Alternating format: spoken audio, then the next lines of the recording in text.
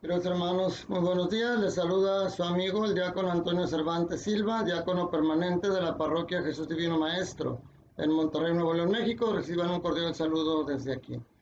Vamos a meditar las lecturas que la liturgia nos marca para la misa del día de hoy, en una fiesta importante para nosotros, como es la fiesta de San Pedro y San Pablo.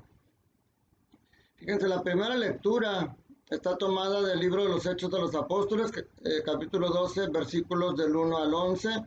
Y si ya la leyeron y ahorita lo vamos a reflexionar, ahí el protagonista es Pedro. Y luego en la segunda lectura, que es de la segunda carta a Timoteo, capítulo 4, versículos 6 al 8 y 17 y 18, ahí el personaje es Pablo. Se fijan los dos, la fiesta de Pedro y Pablo. Y en el Evangelio de Mateo capítulo 16, versículo 13 al 19, nos habla de la primacía de Pedro, de la elección del primer papa.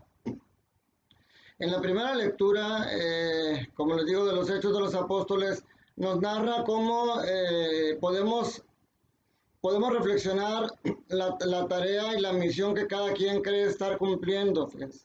Herodes Agripa manda apresar a los apóstoles, primero a Santiago lo hace pasar a cuchillo, según él cumpliendo lo que el pueblo quiere, porque cuando ve que el pueblo le gustó, vio con buen agrado lo que hizo con Santiago, entonces manda apresar a Pedro, y a Pedro lo pone, fíjense cómo lo pone prisionero, encadenado, con 4 turnos de soldados de vigilancia, de 4 soldados cada turno. O sea, imposible para él de que Pedro se pudiera escapar. Entonces el mal siempre cumple con poner todo lo necesario para acabarnos. Pero aquí vemos ahora la acción, por ejemplo, de la comunidad cristiana. ¿Qué es lo que hacía la comunidad mientras estaba encarcelado Pedro? Dice aquí la palabra de Dios, mientras Pedro estaba en la cárcel, la comunidad no cesaba de orar a Dios por él. O sea, el mal cumpliendo su tarea de querer acabarnos, la comunidad pidiendo la protección de Dios y Pedro haciendo también su tarea. No entendía muy bien lo que estaba pasando, pero él fue obediente, porque dice que la noche anterior al día que Herodes lo iba a hacerlo comparecer ante el pueblo, estaba durmiendo entre 2 soldados, atado con 2 cadenas, y los centinelas cuidaban la puerta de la prisión. De pronto apareció el ángel del Señor y el calabozo se llenó de luz.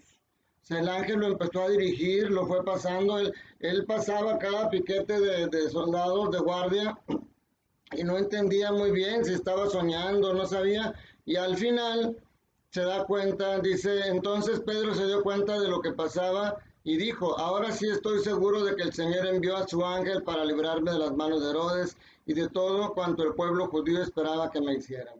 Pues a veces nos pasa lo mismo, estamos desconcertados, no entendemos muy bien lo que Dios está haciendo en nuestra vida, pero hay que confiar como Pedro, hay que ser obedientes, hay que tener fe. En la segunda lectura, les decía, aquí ahora Pablo es el que está en la cárcel. Primero era Pedro y ahora es Pablo. Está encarcelado, se siente abandonado, porque dice que se sentía abandonado por la gente. Él estaba consciente de que estaba cerca el fin. Dice, ha llegado para mí la hora del sacrificio y se acerca el momento de mi partida. O sea, es algo, imagínense sentir que está llegando el final de su vida y sentirse abandonado. Sin embargo, él hace de alguna manera una remembranza de lo que ha hecho y dice, he luchado bien en el combate, he corrido hasta la meta, he perseverado en la fe. O sea, él de alguna manera tiene una sensación de satisfacción por haber estado siempre perseverando, por estar siempre luchando, a pesar de que en muchas de las cartas les escribió preso. O sea, realmente sufrió mucho por ser un apóstol de Cristo. Sin embargo, así como dice que él se sentía abandonado, dice cuando todos me abandonaron, el Señor estuvo a mi lado y me dio fuerzas para que por medio se proclamara claramente su mensaje. O sea, él está consciente que el mundo lo puede abandonar, pero Dios no lo abandona. Incluso en esos últimos momentos en los que piensa que está cerca a su final, Dice, el Señor me seguirá librando de todos los peligros y me llevará sano y salvo al reino celestial. O sea, él no tiene miedo a la muerte, él sabe que Jesús está con él. Y que al decir que lo librará de todos los peligros no quiere decir que lo librará de la muerte, que lo llevará con él. Él siempre decía, vivo yo, pero no soy yo ya quien vive, es Cristo el que vive en mí. Y decía, para mí la vida es Cristo y la muerte una ganancia. Ojalá que nosotros podamos al final de nuestra vida, cuando veamos cerca el final del camino, podamos tener la satisfacción de Pablo de haber perseverado en la fe, de habernos sentido protegidos por Dios y un día poder estar con Él en el reino de los cielos. En el Evangelio, como les decía, después de que en la primera lectura veíamos a Pedro como protagonista y en la segunda a Pablo, en este Evangelio nos presenta a la primacía de Pedro. A él lo elige como primer papa y empieza diciéndoles una pregunta muy fácil de contestar. ¿Quién dice la gente que soy yo? Pues muy fácil, dicen que eres un profeta, que eres Juan el Bautista.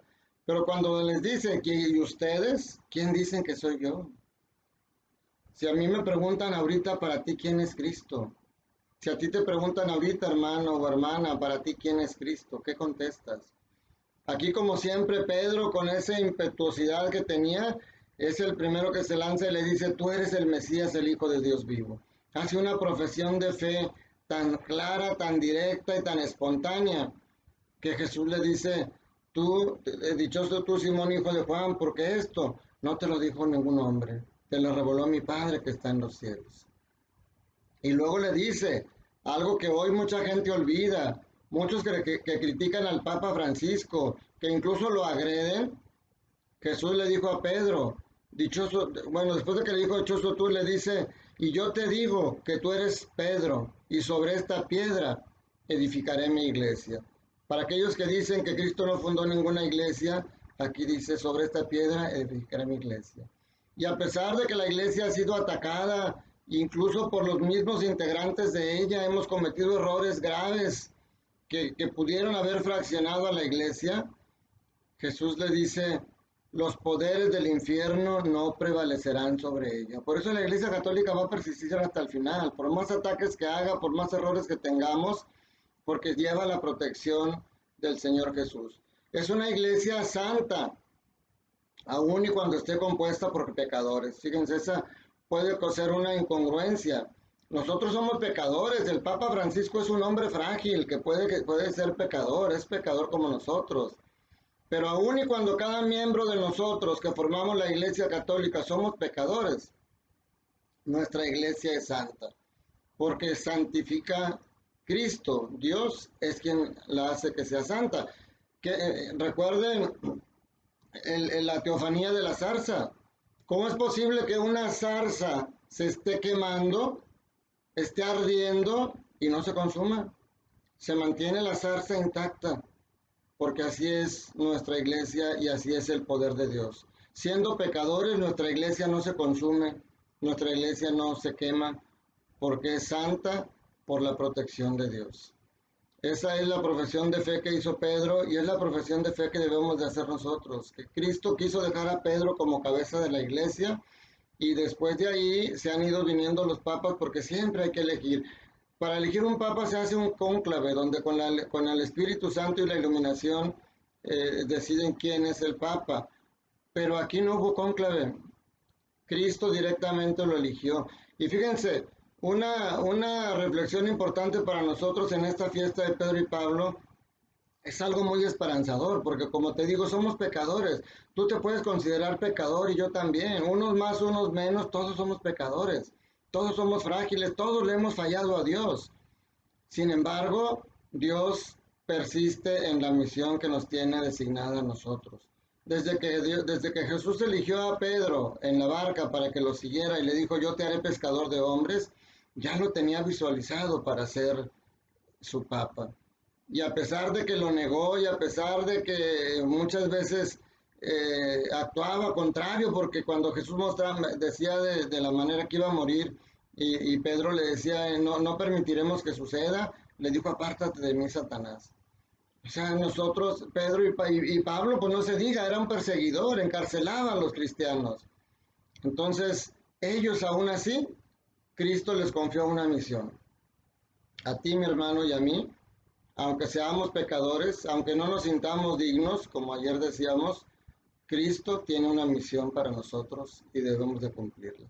La misión es llevar la buena nueva de Dios a través de nuestro comportamiento, sino con nuestras palabras. Que Cristo nos ama, que Cristo murió por nosotros, que Cristo mandó apóstoles para que trajeran, por eso nuestra iglesia es apostólica, y que nosotros, gracias a la cruz de Cristo, fuimos salvados y gracias a ella podemos caminar. Pero también nosotros, como decía ayer San Pablo, a través del bautismo participamos de la muerte y la resurrección de Cristo.